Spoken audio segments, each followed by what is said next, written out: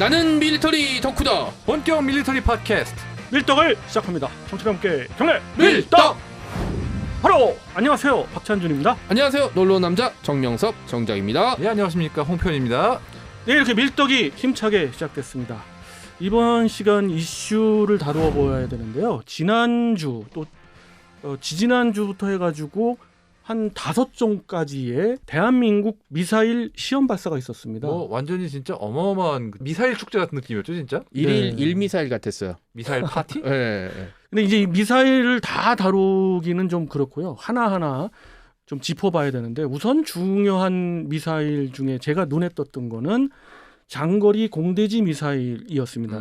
지금 발표하기는 천룡이라는 그런 미사일인데, 이전에도 천룡 그랬죠. 근데 뭐 그랬었죠. 천룡이 아니네, 뭐 어쩌네 그랬는데, 그 F4E 팬텀 2에서 발사가 됐고요. 이것이 뭐 탄두가 있는 미사일이 아니었고, 그리고 엔진도 제거됐습니다. 그냥 활공 시험만 했는데, 이 미사일이 어떻게 개발이 되고 있고 왜 개발을 하기 시작했는지를 한번 말씀드려 보겠습니다. 미사일이 개발 단계라는 게 있잖아요. 그러면 그 개발 순서가 보통 어떻게 돼요? 모든 무기 체계는 네. 단계가 있습니다. 좋은 질문이신데, 그 단계를 좀 말씀드리면, 우선 소요군에서 소요 제기를 하면은 그 소요 제기가 합당한지를 여러 기관에서 판정을 하고, 그것이 합당하다 했을 때 개발을 시작합니다. 개발은 탐색 개발부터 그렇죠. 이게 시작하죠. 개발이 가능한지 안 한지, 뭐 이런 가능한지, 거죠. 네. 그리고 무기화할 수 있는지, 지금의 기초 기술을 가지고 무기화할 수 있는지, 또 여러 가지 기반 기술이 갖추어진 상태에서야 이거를 하는 것입니다. 그 이후에는 이제 본격적으로 체계 개발로 들어갑니다. 이런 모든 기간은 정해진 게 아니죠. 무기 그렇죠. 체계마다 좀 다르고, 미사일하고 다 같은 게 아니죠. 그렇죠. 그 이후에는 우리 군에서 소요 제기하고 그랬던 거에 맞는 ROC가 있습니다. 그 ROC에 합당한지를 판정하는 그런 시험 발사가 있습니다. 예. 여러 발사 단계를 거치면 그것이 만약 성공했다 그랬을 때는 양산이 확정이 되고, 양산하면서 축차적으로 배치가 그러니까 됩니다. 우리가 보통 이 개발 뉴스를 이제 공식적으로 접할 때는 이제 시험 발사할 때가 이제 대부분이잖아요. 그렇죠. 그러니까 최근 이제 SLBM 네, 같이. 네. 그러니까 보통 개발된다고 뉴스 나오지만 뭐 실물도 없고 뭐 그냥 뉴스니까 그냥 넘어가는데, 이게 막 물속에서 박차고 올라간다든지 이렇게 날아가는 걸 보면 네, 세금을 저렇게 쓰는구나. 그렇죠. 라고 이제 네. 느끼는 거죠. 네. 사실 이제 장거리 공대지 미사일이 우리가 필요로 하는 것은 상당히 오래됐습니다. 왜냐? 이것은 우리가 이제 그 보람의 그 기체가 개발 단계부터, 사실은 이것이 그 이전부터 필요한 거죠. 왜냐하면 우리가 시킬지로 만든 기체에서 발사하는 공대지 미사일이 분명히 있어야 수출에도 유리할 뿐더러, 그렇죠. 우리 마음대로 업그레이드하고 인티그레이션 할 수 있으니까. 그렇죠. 그것은 너무도 당연한데, 과연 이것을 어떠한 기술 기반을 가지고 할 것이냐라고 했을 때 좀 고민이 있었는데, 우선 일단 아주 장거리 공대지 미사일은 외국 기술을 들여오자, 내지는 그렇죠. 외국의 무기 체계를 도입하자 해서, 사실은 타우러스 아시죠? 네. 알죠. 예. 타우러스를 도입할 때 1차 도입을 우리가 177기를 합니다. 177발을 해서 이것을 운영하다 보니까 너무 부족해요. 그래서 2차 90발을 들여올 때 생각한 게 있어요. 이 타우러스는 사실 우리 F-15K와 기타 일부 유럽의 그 소규모 공군만이 운용을 해요. 그렇죠. 그렇기 때문에 예. 향후의 업그레이드나 여러 가지 문제가 있을 수 있겠다는 걸 골키퍼처럼요. 당연히 간파하죠. 그래서 어떻게 할 거냐? 그럼 타우러스를 활용한 장거리 공대지 미사일을 개발할 거냐? 아니면 타우러스 기술이 아닌 우리만의 실제 갖고 있는 기술을 가지고, 또는 다른 그 유도무기 체계에서 습득했던 기술을 응용해서 우리가 이제 만들 것이냐, 여러 가지를 고민하다가 후자로 결정을 한 거예요. 그래서 2018년부터 앞서에 말씀드렸던 그런 단계에서를 거쳐서 탐색 개발이 들어간 겁니다. 그래서 탐색 개발이 2018년 이후에 어느 정도 완료가 된 것 같아요. 그래서 이번에 일단 시험 발사라고는 하지만 사실은 어떻게 보면 이벤트성입니다. 사실 탄두부가 없고 엔진도 없고. 엔진도 없는데 그런 활공 단계를 보여주는, 우리가 이러는 것이 있다. 보여주는. 스페이스 X에서 로켓 시험하는 것처럼. 네, 네. 물론 이제 이런 비공식으로 이런 시험은 당연히 합니다. 그런데 이거를 공개할 정도는 아닌데 이번에 어떻게 보면 조금 군 당국에서 의도적인 면도 있습니다. 그렇죠. 그러니까 간파가 좀 됐는데 그런데 자신 있다는 거네요, 그만큼. 예, 아니 그게 자신 있다는 걸 보여줄 만한 게 활공 시험이지만 목표 지점에 정확히 꽂혔어요. 아 그럼요. 쉽게 얘기해서 엔진만 달면은 이거는 미사일로 언제든지 활용할 수 있다라는 그거거든요. 기본 기술은 다 완성이 됐다라는. 그렇습니다. 그리고 그 형상이 정확하게 뭐 사진에 디테일하게 나오면은 좀 더 좋았을 텐데 그런 것은 좀 볼 수가 없었습니다만 포샵제를 좀 했을지도 몰라요. 그렇습니다. 이제 기본적으로 이 미사일은 사정거리가 500km는 넘어가는 그러니까 타우러스급을 넘어서는 그런 미사일이고 어떤 언론기관에서는 600km 얘기도 나오는데 아이고. 그 부분은 이제 확정된 건 없습니다만 뭐 자세히 알면 또 그것도 그렇습니다. 골치 아프죠. 적어도 그렇죠. 500km 이상이기 때문에 대한민국 영공에서 어디에서 발사하건 충분히 북한 전역을 커버하고도 남고요. 그리고 주변국도 어떤 공해상에서 발사하거나 했을 때는 당연히 타격을 줄 수 있는 목표물을 타격할 수 있는 그런 장거리 공대지 미사일입니다. 아니 그 정확도가 500km를 날아갔는데도 탁 맞는다는 게 저는 되게 신기해요. 창문 찍을 수 있습니다.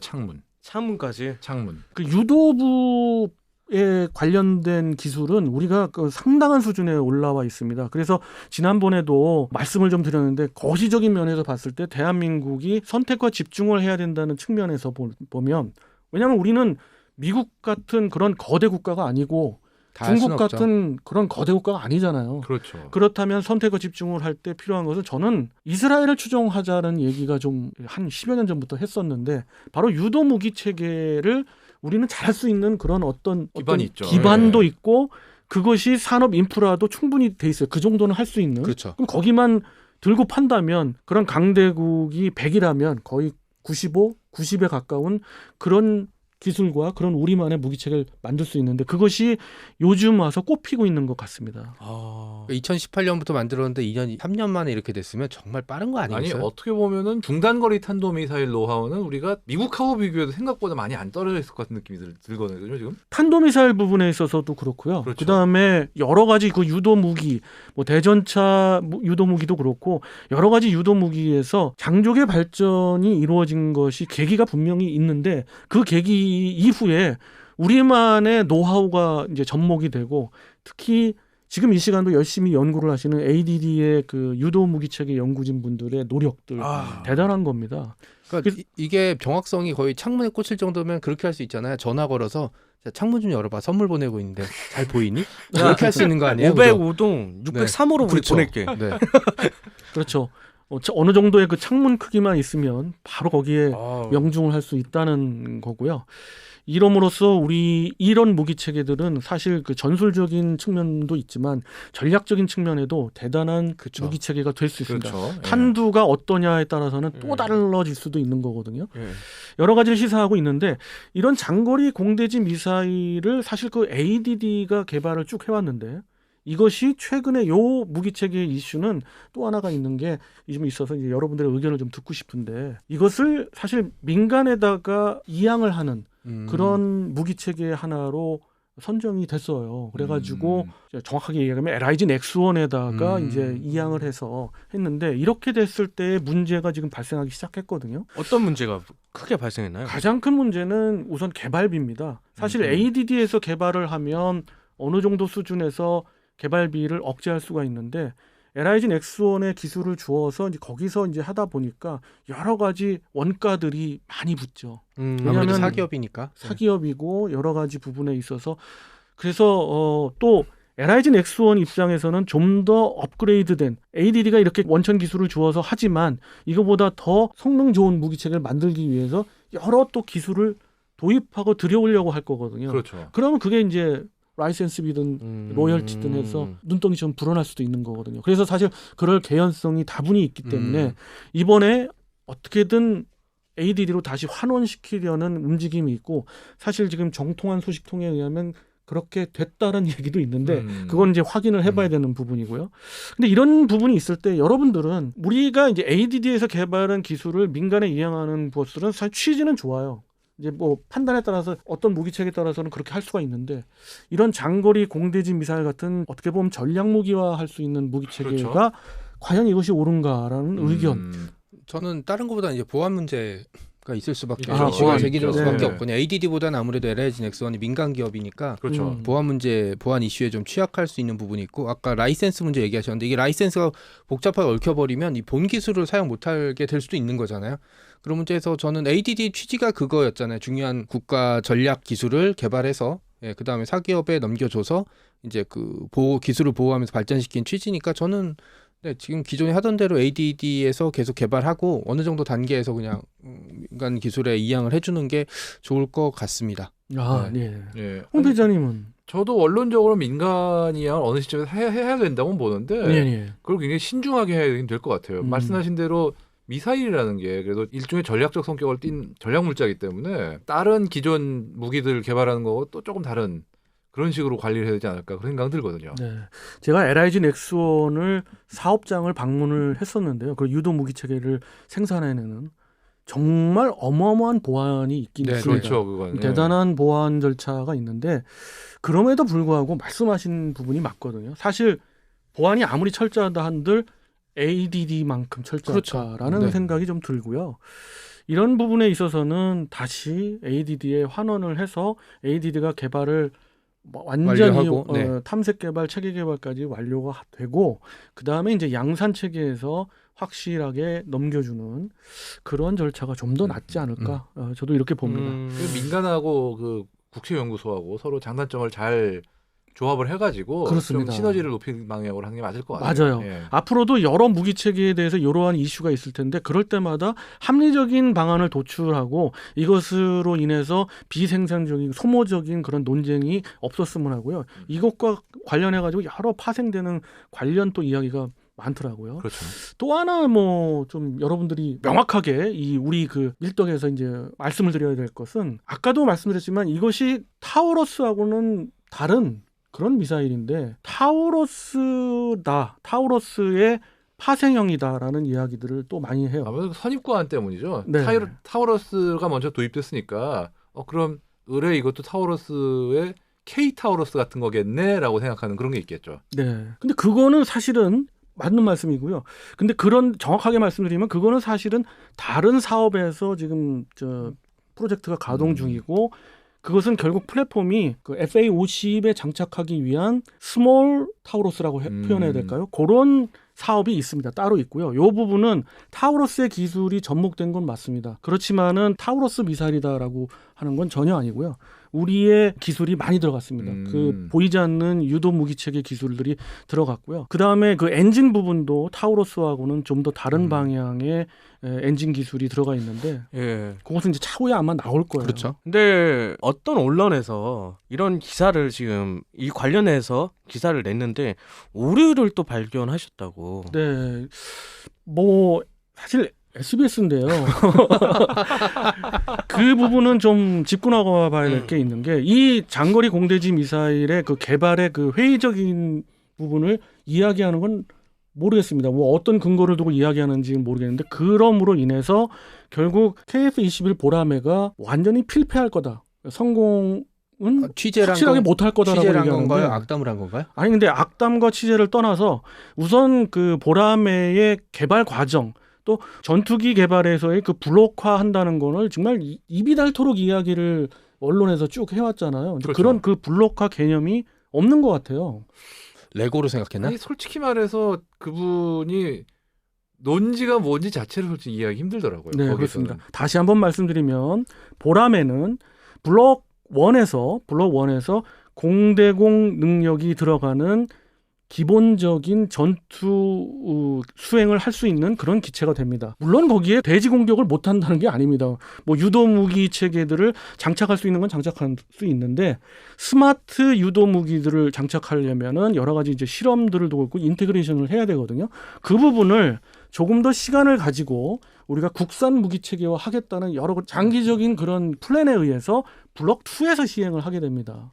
그리고 마지막에 블록 3는 뭐 스텔스화가 있는데 그 부분은 이야기를 안 해드리겠어요. 뭐 나중에 뭐 여러 가지 지금 좀 더 발전적인 이야기가 있는데 그 부분도 이제 블록 3도 푸세트화 되는 거는 거의 제가 보기에는 90% 이상 가능합니다. 그렇죠. 네. 가능하고 일단 블록 2에서 시연을 한다는 얘기가 바로 이 장거리 공대지 미사일을 그 시기에 개발이 되거든요. 그래서 인티그레이션해서 그래서 전략화한다는 그런 플랜입니다. 이런 플랜은 어느 나라의 그 그럼요. 전투기 네. 개발에 있어서도 아주 기본적인 거거든요. 그리고 이런 전략들은 당연한 거고요. 근데 이런 걸 가지고 보라매가 필패한다. 저도 근거를 두고 보라매가 필패한다 그러면 이해를 하겠어요. 근데 전혀 근거 없이 얘기하니까 그 부분에 있어서는 좀 오류 보도다라는 건 정확하게 말씀드릴 수가 그러니까 있습니다. 이게 문제가 저도 기사를 봤었는데 이제 의도가 뭔지 모르겠다는 게 하나 읽힌 거고 또 하나가 기사면은 이제 제일 먼저 해야 되는 게 팩트를 전달하고 거기에 이제 기자의 개인 의견이 들어가야 되잖아요. 근데 이게 두 개가 섞여 있어요. 그러니까 저는 이제 작가니까 장문을